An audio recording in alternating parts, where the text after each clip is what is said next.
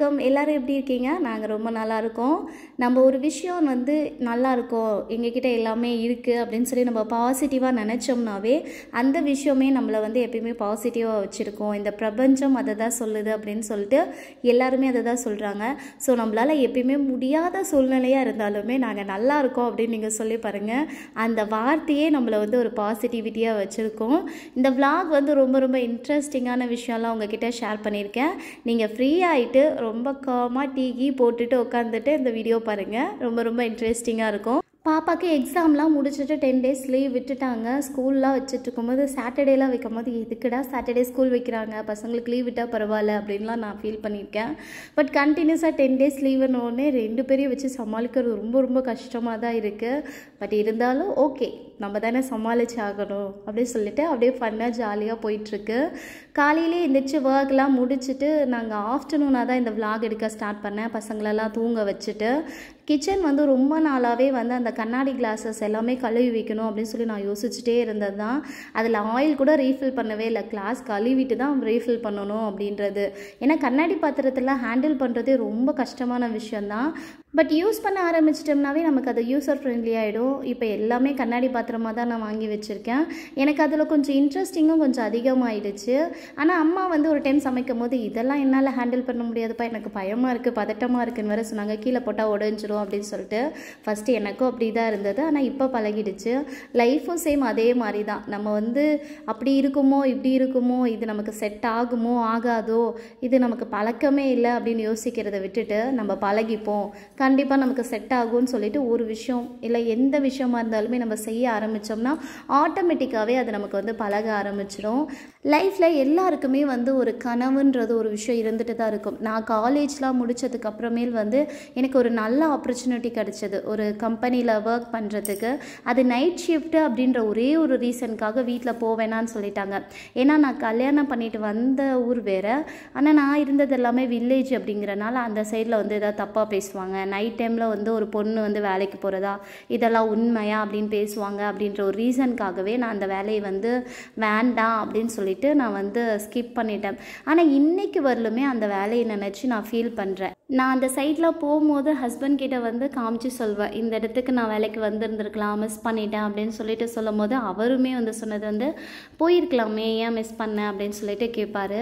So இதுதான் லைஃப்பில் வந்து நம்ம வந்து ஒரு டெசிஷன் எடுக்கிறதுக்கு முன்னாடி வந்து நம்ம லைஃப்பில் நம்ம என்ன டெசிஷன் எடுத்தால் நம்ம நல்லா இருப்போம், மற்றவங்கள பற்றி யோசிக்காமல் எப்படி டெசிஷன் எடுக்கிறதுங்கிறது அந்த ஏஜில் தெரியல. அப்பா அம்மா சொல்லும் போதும் சரின்ட்டு நானும் அமைதியாக கேட்டுக்கிட்டேன்.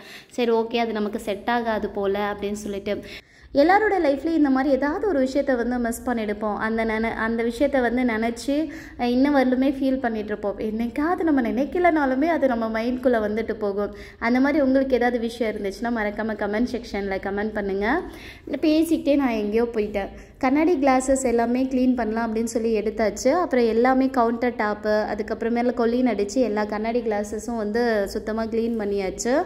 நம்ம வந்து கண்ணாடி பாட்டில்ஸ் வந்து வாஷ் பண்ணுறோம் அப்படின்னா நல்லா வெதுவெதுப்பான தண்ணி வச்சு அதில் கல்லுப்பு கொஞ்சமாக போட்டு அது வந்து நம்ம கண்ணாடி கிளாஸில் ஊற்றி கொஞ்சம் நேரம் வந்து ஷேக் பண்ணோம் அப்படின்னாவே அதில் இருக்கிற ஆயில் பிசெல்லாம் வந்துடும்.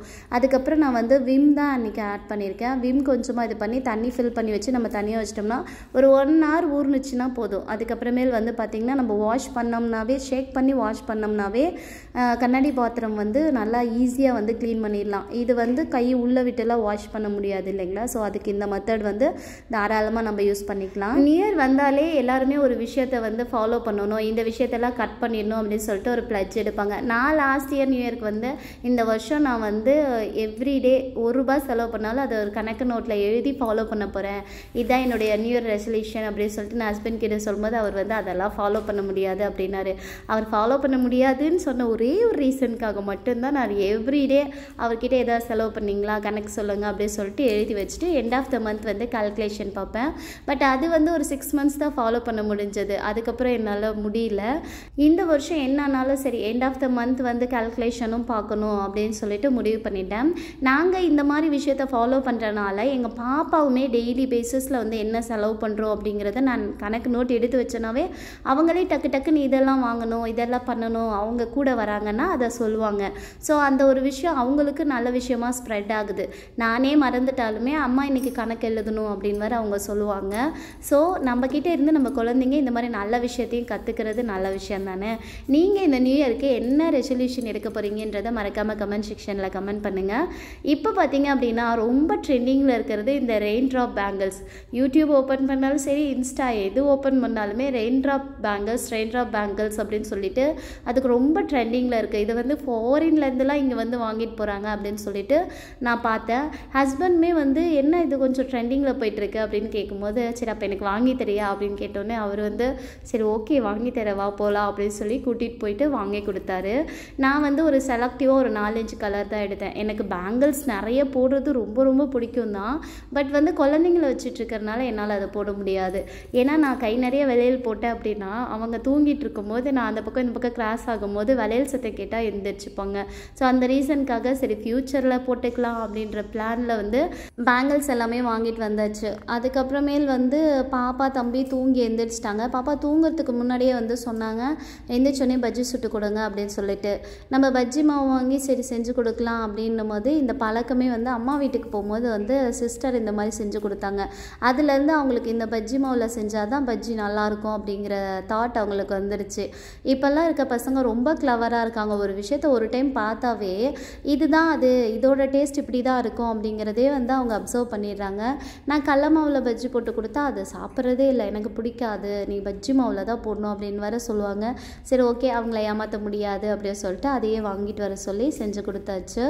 மழை வர தூரிட்டே இருந்தது. இந்த மார்கழி மாதம் ஆரம்பிச்சுமே வந்து மழை பெஞ்சிட்டு தான் இருக்குது. பனி மழை ரெண்டும் சேர்ந்து மாறி மாறி வந்துட்டு தான் இருக்குது. நான் பஜ்ஜி மாவு ரெடி பண்ணிகிட்டு இருக்கும் போதே வந்து குட்டி ஸ்டார் வந்து எட்டி எட்டி பார்த்துட்டே இருந்தார். அவனுக்கு என்ன அப்படின்னா தூக்கி வச்சுக்கிட்டு சமைக்கணும். அது வந்து குட்டி பையனாக இருக்கும் போது இருந்தே பழகிடுச்சு. ஏன்னா வீட்டில் வந்து குழந்தைய பார்த்துக்கிறதுக்கு ஆள் யாரும் இல்லை. ஸோ நான் தான் ஃபுல்லாக டேக் கேர் பண்ணிக்கணும். ஸோ அதனால் வந்து எப்பயுமே தூக்கி வச்சுக்கிட்டே தான் வேலை செய்வேன். நியூ பார்ன்லேருந்தே அப்படி தான் தூக்கி தோல் மேலே போட்டுக்கிட்டே வந்து நின்றுட்டு வேலை செஞ்சிட்ருப்பேன். ஸோ அதனால் வந்து அவங்களுக்கு வந்து அம்மா சமைக்கிறாங்க அப்படின்னா நம்ம போய் அங்கே இருக்கணும் அப்படிங்கிறது வந்து ரிஜிஸ்டர் ஆகிடுச்சு போல். சரி நான் சமைச்சிட்டே இருக்கும்போது வந்து ஆட்ட மாட்டாங்க, அமைதியாக இருப்பாங்க. அவங்கள இடுப்பில் வச்சுக்கிட்டே நானும் எல்லா வேலையுமே ஈஸியாகவே செஞ்சுருவேன். ஒரு சில டைம் கை வலிக்கும் தான், இருந்தாலும் பசங்கள்லாம் கொஞ்சம் பெருசாகிட்டாங்க அப்படின்னா நம்ம பக்கத்தில் வரவே மாட்டாங்க. அவங்க கொஞ்சம் இதாக இருக்கும் போதே நம்மக்கிட்ட வரும்போதே நம்ம கொஞ்சிக்கிட்டா தான். இப்போ எங்கள் பாப்பாவெல்லாம் போய் தூக்குறேன் கொஞ்சம் அப்படின்னா வச்சுக்கோமா ப்ளீஸ் என்னை விடுறீங்களா அப்படின்னு சொல்கிறாங்க. இத்தனைக்கு 4 இயர்ஸ் தான் ஆகுது. பஜ்ஜிக்கு சைடிஷ் எதுவுமே இல்லை, அப்படியே சாப்பிட்டாச்சு. பசங்களுமே விரும்பி சாப்பிட்டாங்க. சுட சுட இருந்ததுனால சைடிஷ் எதுவுமே கேட்கல. இப்போ பார்த்திங்க அப்படின்னா மழை வருது, வெயில் அடிக்குது, பனி பெய்யுது, எல்லாமே வந்து மாறி மாறி தான் இப்போ வந்து வந்துட்டுருக்கு. என்ன சீசன்னே கண்டுபிடிக்காத முடியாத அளவுக்கு தான் இப்போ இருந்துட்டு இருக்குது. பஜ்ஜிலாம் சாப்பிட்டு முடிச்சுட்டு பசங்க கூட கொஞ்சம் நேரம் டைம் ஸ்பெண்ட் பண்ணியாச்சு. அவங்க கூட நான் தான் விளையாட முடியும், ஏன்னா வீட்டில் பெரியவங்க யாரும் இல்லை. ஸோ நாங்களே வந்து ஜாலியாக விளாண்டுப்போம். அவங்ககிட்ட விளாண்டு முடிச்சதுக்கப்புறம் ஒரு 6:30+ ஆனவுடனே சரி டின்னர் ரெடி பண்ணிடலாம், ரெடி பண்ணி வச்சிட்டோம்னா அதுக்கப்புறம் அவங்களுக்கு ஊட்டி விட்டுடலாம் அப்படின்னு சொல்லிட்டு நான் வந்து டின்னர் ரெடி பண்ணிட்டேன். இந்த சட்னி வந்து ஆல்ரெடி நம்ம சேனலில் வந்து போட்டிருக்கேன். வரமிளகா 4 பல்லு பூண்டு, ஒரு பெரிய வெங்காயம், 4 தக்காளி, கொஞ்சமாக கொத்தமல்லி தழை, உப்பு, அவ்வளோதான். இதை போட்டு நம்ம சட்னி வந்து ஈஸியாக ரெடி பண்ணிடலாம். இட்லி தான் ஊற்றினேன். எப்பயுமே வந்து ஹஸ்பண்ட் தோசை தான் கேட்பாரு. அவர் வந்தோடனே தோசை ஊற்றி கொடுத்துடலாம் அப்படின்னு சொல்லிட்டு ஒரு விஷயம் வந்து நம்ம செய்ய ஆரம்பிச்சிட்டோம் அப்படின்னா வந்து அதில் எவ்வளோ ஸ்ட்ரகிள்ஸ் இருந்தாலுமே அதை தாண்டி நம்ம செஞ்சுடுவோம். 2 குழந்தைய வச்சுட்டு எப்படி நீ வந்து இவ்வளோ வேலை செஞ்சுட்டு யூடியூப் ரன் பண்ணுற அப்படின்னு சொல்லிட்டு என் ஃப்ரெண்ட்ஸ் எல்லாம் கேட்டிருக்காங்க.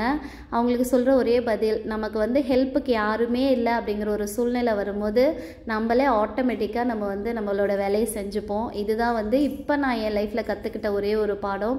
இந்த vlog இதோட முடிச்சுக்கலாம். இன்னொரு வீடியோவில் பார்க்கலாம். இந்த வீடியோ பிடிச்சிருந்தா லைக் பண்ணி ஷேர் பண்ணி கமெண்ட் பண்ணுங்கள். பாய்.